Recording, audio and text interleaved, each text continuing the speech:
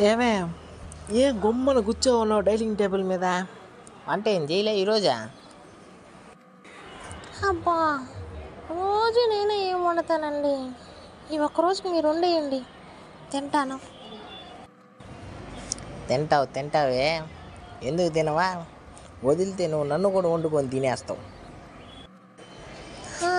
మీరేదో పెద్ద టేస్ట్ ఉండేటట్టు స్నానమే చేయరు, మిమ్మల్ని ఏం వండేది నేనా?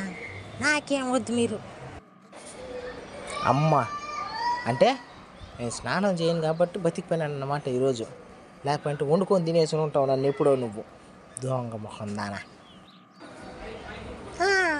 మీరు స్నానం చేసిన మిమ్మల్ని నేను వండుకొని తిన్నాను. లేకపోతే నాకు నగలు చీరలు ఇవన్నీ ఎవడు కొని పెడతాడా? పెళ్ళి చేసుకుని నాకు కొని పెట్టాల్సింది మీరు. మిమ్మల్ని ఎట్టు వండుకొని తింటాను నేను? అందుకోసం బతకనిచ్చినావు అన్నమాట నన్ను. లేకుంటే ఇప్పటి వండేసి ఉంటావు. అబ్బా, ఇక చాలండి, బాగా ఆకలిగా ఉంది. వెళ్ళి వండేయండి, ఇంక తిందాం.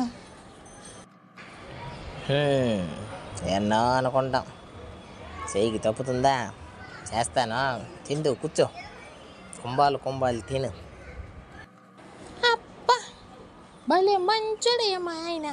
ఏం అడిగినా సరే అస్సలు కాదన్నాడు. అడిగిందంతా తెచ్చి పెడితే మంచోడు, కావాల్సిందంతా చేసి పెడితే మహారాజు.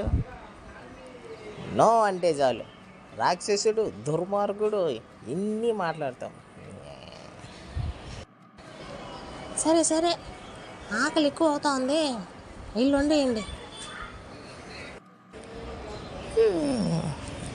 మా అమ్మ ఎందో చెప్పింది, అన్నీ కలిసి వస్తాయని. వంట చేయడం కలిసి వచ్చింది నీకు, బట్టలు తొడడం కలిసి వచ్చింది, శాలరీ కలిసి వచ్చింది నీకు, నాకు కాదు.